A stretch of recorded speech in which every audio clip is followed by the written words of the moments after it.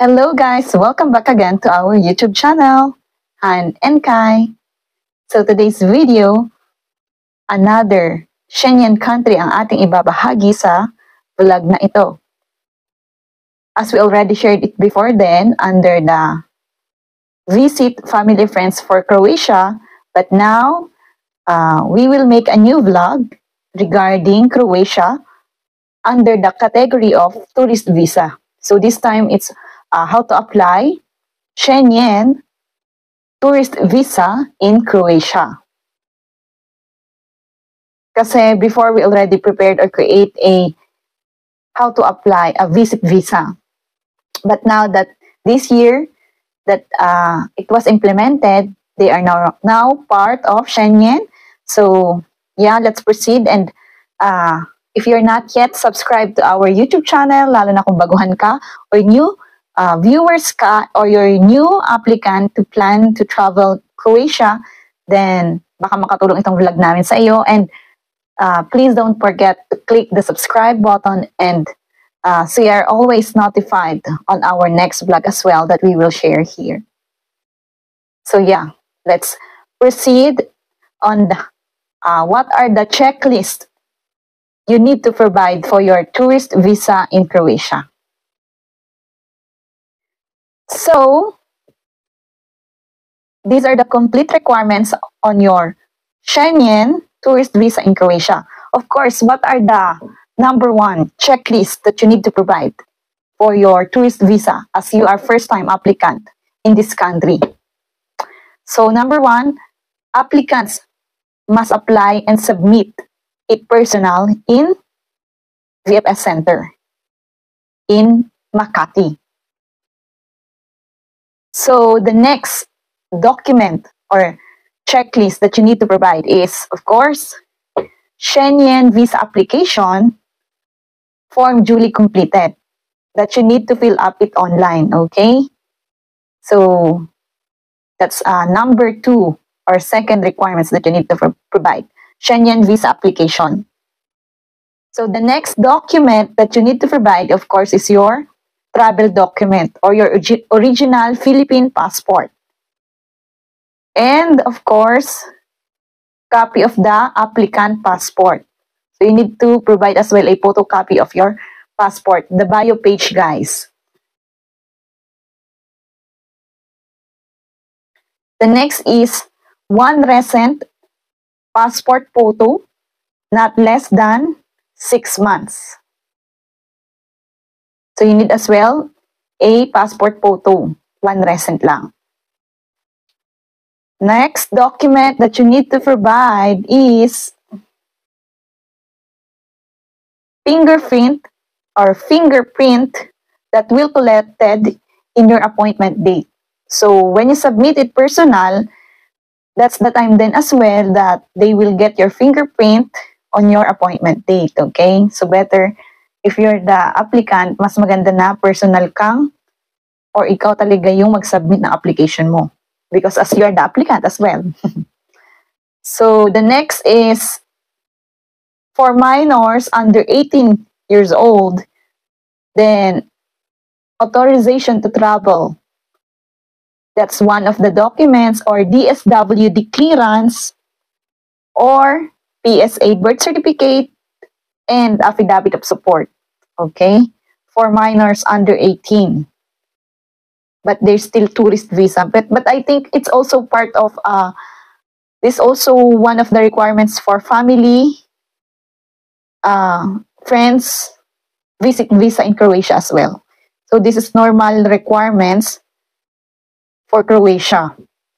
Okay, the next document that you need to provide, as I always say, is proof of strong ties that you will return back to the Philippines after your visa or after your visit or tourist in Croatia.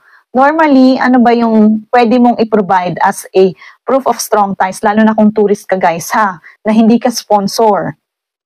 Normally, ito yung may mga self-employed, employed, and asset, okay? Especially, the other information as well we already provided here in our blog. proof of strong ties that you can use not only in Croatia but also other Schengen countries. Lalo na kung first time mo at wala kang idea what can you use for your strong ties. Not only tourist visa, you can also use this for visit visa. So if you're employed, self-employed, and if you have assets. Pag sabing self-employed, normally, you're owning a business, diba? So ano ba yung mga business? Mayor's permit, financial statement, ITR, bank statement. So yan, ganun din yung employed. So pag sabi namang employed, payslip, certificate of employment, leave of absence, no objection letter, payslip, latest 3 months, bank statement or payroll account, and government benefits like okay na yung social security system. If you can also add home development latest 3 months and then PhilHealth, that's also you can use for your visa application. So if asset naman, for example, you have your own rental, may paupahan ka, or you have some assets like other, you have cars, motor under your name, land under your name. So yan, mga deed of sale, yan.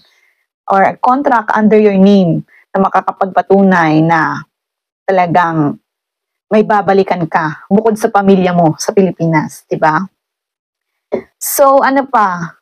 The next document that you need to provide is proof of financial bank statement or your payroll account, savings account. So ano yan guys, mag-request kayo ng statement of account or certificate dun sa mga bank nyo kung saan kayo may mga record ng savings or payroll account nyo. So magagamit nyo yan and then you can submit it as well for your tourist visa or visit visa in Croatia. So the next document that you need to provide is a proof of plane ticket or flight ticket reservation. So you don't need, this time guys, you don't need to buy a real ticket muna, okay? You just only ask, or if you know someone like us, you can easily connect with us. If wala kayong idea, we are offering it as well for assistance. We are doing it na makapag-provide kami sa inyo ng tulong, lalo na kung walang idea, para mas maging easy or maging mapadali ang inyong mga documents din. So better kumuha kayo ng mga mag-guide sa inyo, lalo na kung first time applicant kayo. So you don't need to buy a real tickets, lalo na kung wala ka pang visa, mas maganda na reservation ticket mo na yung i-provide mo sa embassy or sa BFS when you plan to submit your application. So kami nakakapag-assist kami ng ganito, flight ticket reservation with serial number, parang ganun, or with reference number para lang sa inyong visa application. Once na may visa na kayo at approve ito guys, that's the time you can buy your real ticket na, okay? Para walang aberya din when you process your application. Lalo na kung ano din to, for your security, kung ma-reject ang inyong application, at least hindi hassle na need nyo pang kontakin yung airlines dahil na-reject lang kayo, di ba? So for your security, better you ask someone or hired someone that can do it as well sa yung part, lalo na kung first time applicant ka. So the next document that you need to provide is day-to-day plan itinerary. So for example, normally, nag-request ka ng 15 days travel to Croatia. So from day 1 up to day 15, the Croatia wants to know what will you do daily, okay? And of course, if you make the plan itinerary, also, dito na papasok guys yung confirmation of the reservation of your hotel, okay? Normally, lalo na kung purely tourist ka, ay meron kang isasubmit as well na confirmation hotel bookings or reservation hotel bookings, okay? But then if also meron namang nag-invite sa'yo or for accommodation lang, nakakilala mo doon sa Croatia, pero it's not sponsored, but you just only, you know someone living in Croatia and they offer you accommodation. So pwede mo siyang hingian guys ng accommodation letter na katunayan dito ka mag-i-stay sa host mo or your friends, but it's not literally visit visa. Kasi as in, babagsak ka pa din sa tourist visa kung ikaw pa rin yung expense or gagastos personally, di ba? So, kumbaga yung accommodation lang is, you know someone living in Croatia and they want you to stay for the maximum or minimum of the requested planned travel date for 15 days, for example. So, yun, hingian mo siya ng accommodation letter and residence permit and passport copy ng taong ito para pwede mo siyang isubmit sa iyong visa application as well for your tourist visa. Okay? So, kung walang idea sa accommodation letter, you can also contact us. Okay? So, the next document, rather than this, what we share already, so you also need to provide a travel health insurance, guys. Okay? So, this travel health insurance ay nakalist yung required lang ng Croatia. Okay?